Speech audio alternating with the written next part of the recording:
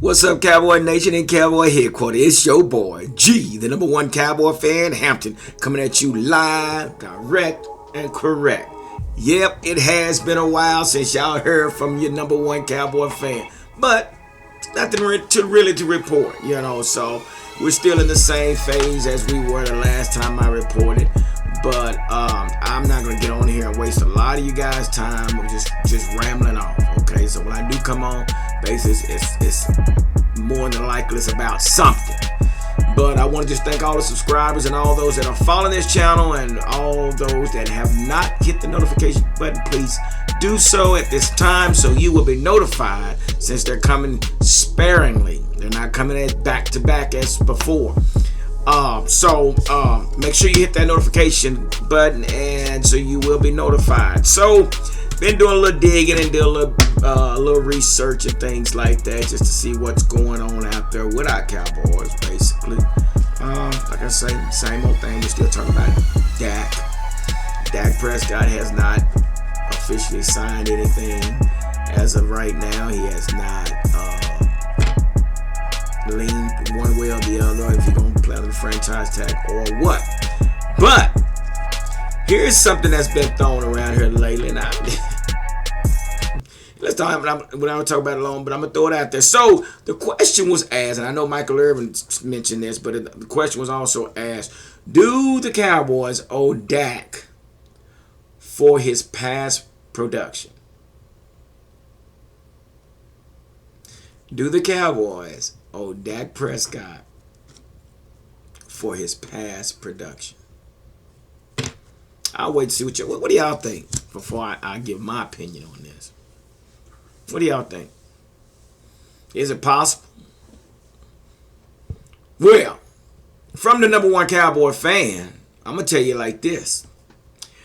Dak, you was a 4th round draft pick. You got picked around about the 120th through the 24th, somewhere off in there.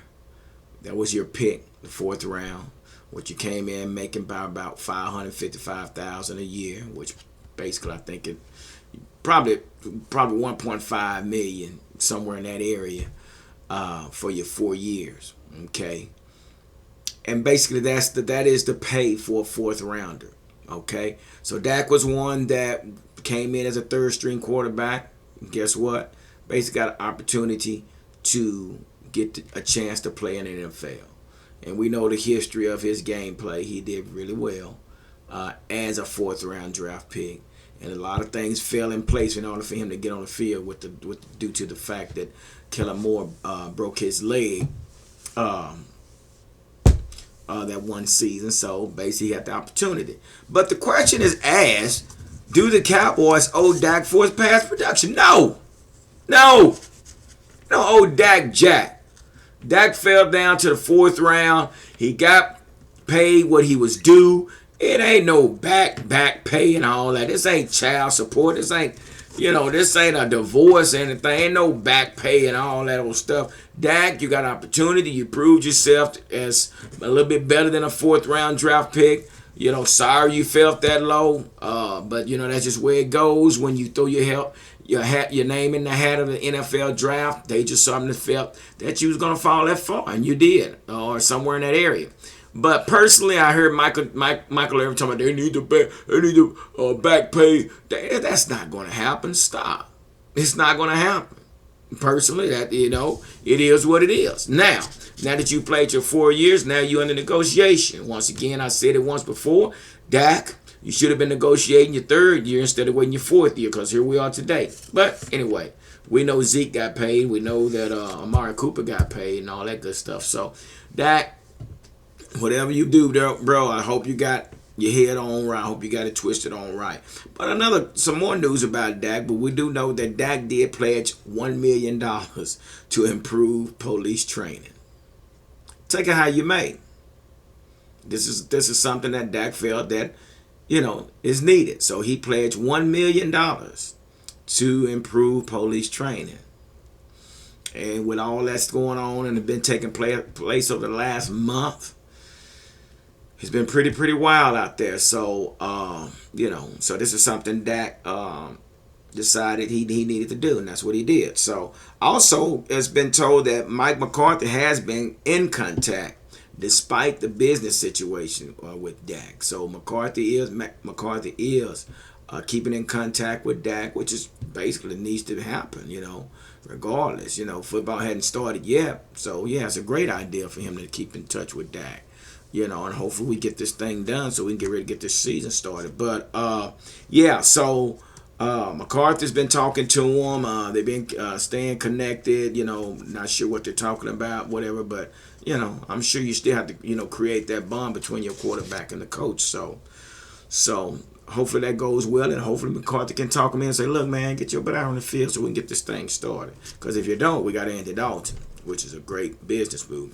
So I did a little bit more research, and I'm going to give credit to Blogging the Boys on this, bloggingtheboys.com. Kind of look at some of their stuff, what they had going on today, and some questions that they asked and they had mentioned. I'm just going to probably repeat it, and we'll just go from there. So it's been told that Greg Abbott, our governor of Texas, for you guys that are not from Texas, Greg Abbott is our governor, and he has basically to open Texas wide open. He'd open the doors to everything, not just to the church house, but everything.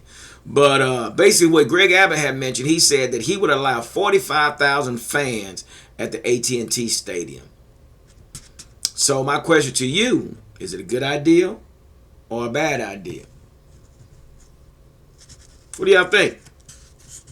45,000? Well, and I think the stadium holds up to 100,000. So I guess you can practice social distancing with 45,000. Spread everybody out. Nosebleed.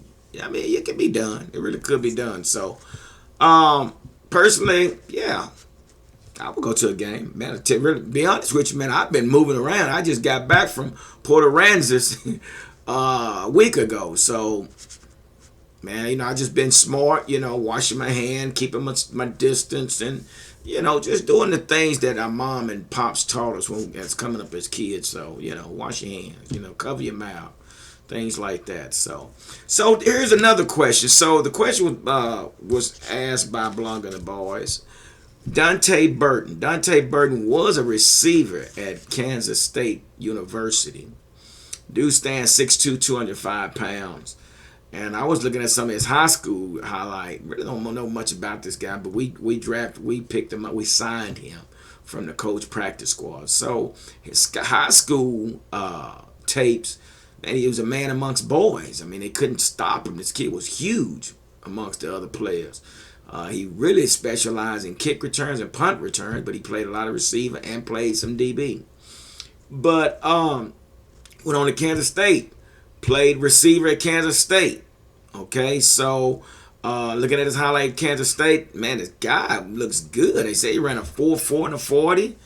Got good size, run good routes from what I saw from Kansas State. I have no idea what happened. I mean, this guy looks good. He should have been drafted by somebody. I guess, like I say, coach put him on that practice squad. So the question is, could Deante Burton be a contender at cornerback? With what's that guy name? Chris Rashad. Chris Rashad being gone, so we don't know what that's going to look like as far as our secondary. But like I said, this kid is 6'2", 205 pounds, so he's a big rangy kid. But that's the question that was asked. Could he be a contender at cornerback? No, I think he'll be more contender receiver after you see his highlights. But they basically talking about versus Chidobe Awuzie. He's a little bigger than Chidobe Awuzie, maybe. Or Darryl Worley. Those two guys, compete against those two guys and maybe slide Awuzie to safety. I don't know. But, man, I looked at this guy. This guy was on the coach practice squad. I have no idea what happened on that, but yeah, you guys check him out. His name is Deante, Deante Burton, Burton. Look him up under Kansas State University. Have no idea. But, that's the business, man. But hopefully he'll get a chance. Maybe we'll put him on punt return, kickoff return. He looks good. So here's the next question by Blogging the Boys. They had mentioned this question. What are the chances of rookie CeeDee Lamb to eclipse a 1,000-yard season? What do y'all think?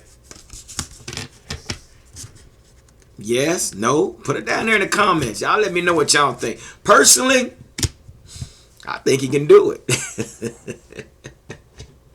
I think he can do it, man. If we get, with the weapons we got, man, and if Dak does what he's supposed to do, man, I think he can get 1,000 yards. Gallup on one side, Amari on the other side, and you got Blake Jarwin at tight end and CeeDee Lamb in the slot. Why not? So, anyway, man, that's just a little report I wanted to bring to you guys. My little cue cards and everything and all that stuff going on. But just want to share with you guys, kind of update you on what's going on. I've taken a lot of your time already, but I hope everybody's staying safe out there.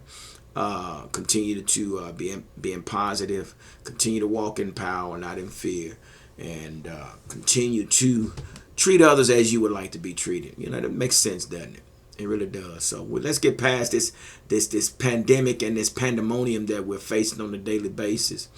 And let's just love on one another. How about that? And let's get ready for some football. Like I always say, don't nothing come to a sleeper but a dream. So let's make it happen, Captain. Those Dallas Cowboys, because we them boys.